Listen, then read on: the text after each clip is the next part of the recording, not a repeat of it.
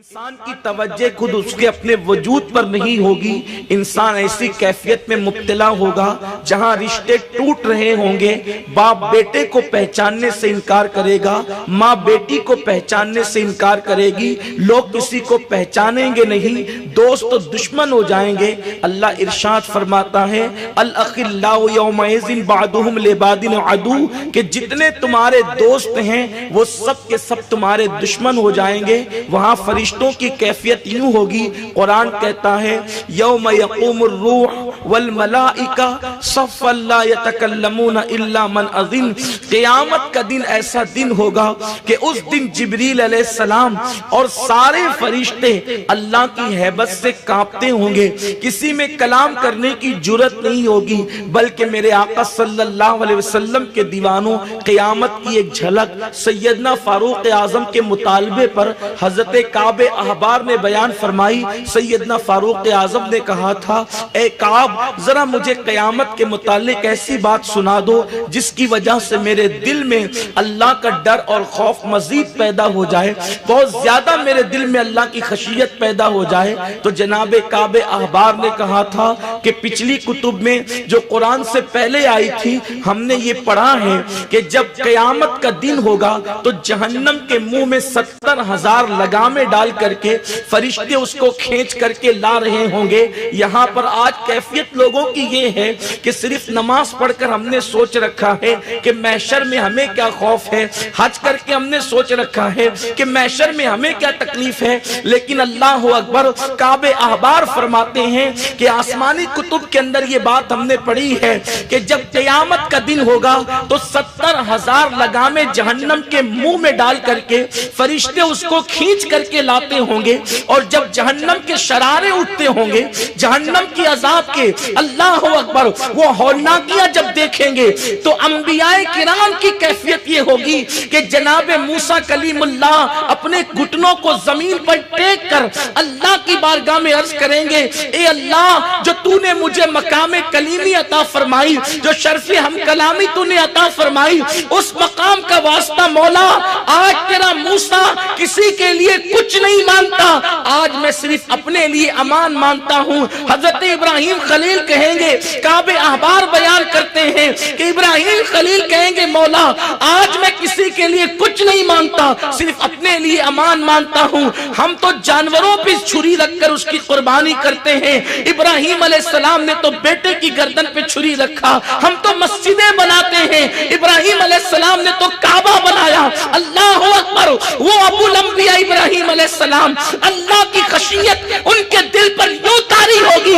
وہ کہیں گے مولا تو نے جو مجھے مقام خلت عطا فرمایا، اپنا گہرا دوست بنایا، اس مقام کا واسطہ مولا آج تیرا ابراہیم تجھ سے کسی کے تیری بارگاہ میں کسی کے لیے کچھ نہیں مانتا، صرف اپنے لیے امان مانتا ہے۔ یہاں تک کہ کعب کہتے ہیں فاروق اعظم سے عمر سنو سنو، سیدنا عیسیٰ علیہ السلام کی کیفیت یہ ہوگی وہ اپنے گھٹنوں کو زمین پہ رکھ کے کہہ رہے ہوں گے مولا آج میں اپنی کواری بطول ماں جناب مریم کے لیے بھی کچھ نہیں مانگتا، بلکہ آج میں صرف اپنے لیے امان طلب کرتا ہوں۔ اسے میدان محشر کہتے ہیں۔ میدان محشر کی ہولناکی یہ ہے، لیکن یہ بات بھی ہمارے لیے کیسی خوش آئین ہے جہاں جناب موسیٰ، جناب ابراہیم، جناب عیسیٰ کسی کے لیے کچھ نہ مانگیں گے، اپنے لیے امان مانگیں گے، حتیٰ کہ جناب عیسیٰ اللہ کی خشیت کی وجہ سے اپنی ماں کے لیے بھی کچھ نہیں مانگیں گے۔ اس دن لوگ ایک منظر دیکھیں گے، ایک ذات ہوگی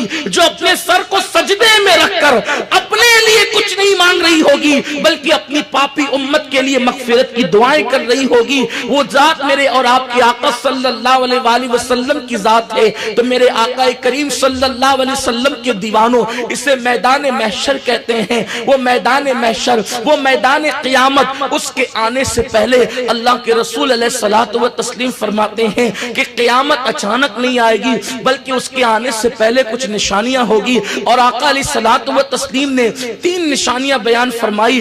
بعض کا تعلق ایسا ہے جو گزر چکی ہے، بعض کا تعلق ایسا ہے کہ جو ہو رہی ہے، اور بعض کا تعلق ایسا ہے جو قریب قیامت ہوگی، یعنی کہ بڑی نشانیاں جن کو کہا جاتا ہے۔ اب آئیے ذرا اس مختصر سی محفل میں ہم کچھ अहादीस का जायजा लेते हैं और कुछ वो निशानियां तो बहुत ज्यादा है, उसके लिए बहुत तवील वक्त दरकार है। लेकिन आइए, हमारे गैबदा नबी सल्लल्लाहु अलैहि वसल्लम ने क़यामत की निशानियां बयान फरमाई। और निशानी क्यों बयान फरमाई? निशानी देखते जाओ और क़यामत की तैयारी करते जाओ कि क़यामत के करीब से करीब तर हम होते जा रहे हैं। करीम आका गैबदा नबी सल्लल्लाहु अलैहि वसल्लम फरमाते हैं कि क़यामत की निशानियों में से एक निशानी ये है कि नमाजों को ज़ाय किया जाएगा, नमाजें ज़ाय की जाएगी।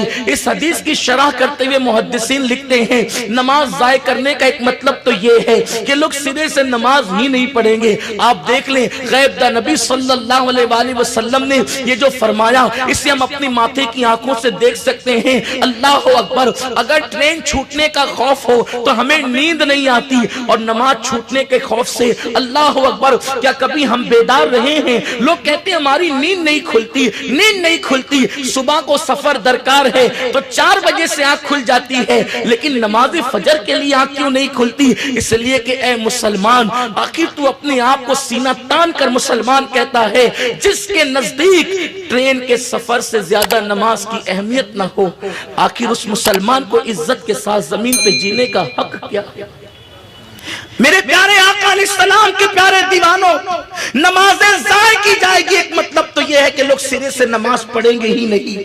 आज लोग मर्सियां खा है, अखबारात की बड़ी बड़ी सुर्खियों के अंदर मुसलमानों की तबाही और बर्बादी की दास्तानें लिख करके आती हैं। लोग सीना पकड़ करके न्यूज देखते हैं कि मुसलमानों की तबाही की दास्तान हर दिन क्यों सुनाई देती है। सुनो सुनो, अल्लाह के गैबदा नबी सल्लल्लाहु अलैहि वसल्लम ने फरमाया, जब मस्जिदें तामीर की जाएगी और मस्जिदों को वीरान कर दिया जाएगा, तो रात की तारीकी में मस्जिदें अल्लाह की बारगाह में अर्ज करेगी, अल्लाह जिसने मुझे वीरान कर दिया, तू उनके घरों को वीरान कर दे। आपसे मैं पूछना चाहता हूं, जिस कौम की बर्बादी की दुआ अल्लाह का घर कर रहा हो, वो कौम बर्बाद ना होगी तो क्या होगा? उस कौम की आबादी के लिए आखिर कौन सा जतन किया जा सकता है?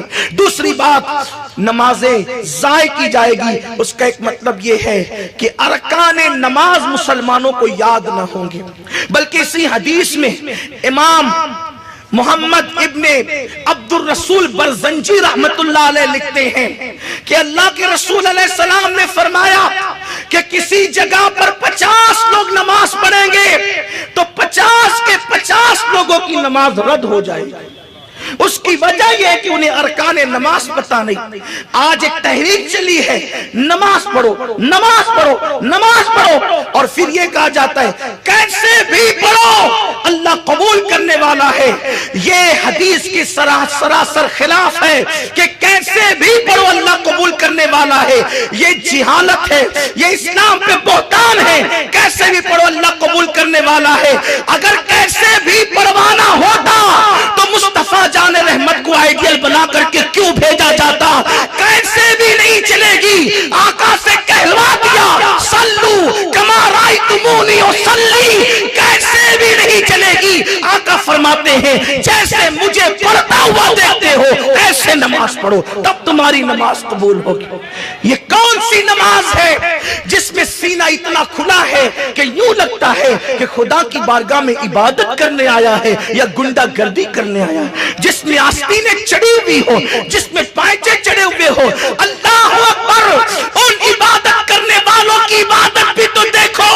हम कैसी भी नमाज के कायल नहीं है, क्योंकि गूंगे बहरे खुदा की दरबार में हम नहीं जाते, हम उस खुदा की बारगाह में जाते हैं जो समीओ बसीर भी है, और सिर्फ समीओ बसीर नहीं, अलीमुल बिज़ातिस सुदूर भी है। वो सिर्फ सुनता और जानता नहीं, बल्कि वो तो दिलों के ख्यालात को भी जानता है। इसीलिए तो नमाज पढ़ने वालों ने कैसी नमाज पढ़ी। इमाम ज़ैनुल आबिदीन रज़ी अल्लाह ताला जो इमामुल अइम्मा है, बीमार करबला, सज्जदे सैयदे सज्जाद, ज़ैनुल इबाद सरकार इमाम पाक जब वुजू करते ऐसा लगता पूरा वजूद किसी ने खून निचोड़ लिया हो, पूरा चेहरा पीला पड़ जाता, वजूद पीला पड़ जाता। लोगों ने पूछा, इमाम जब आप वुजू करते हैं तो आपका चेहरा कैसे पीला पड़ जाता है? ऐसा लगता है जैसे किसी ने खून निचोड़ लिया।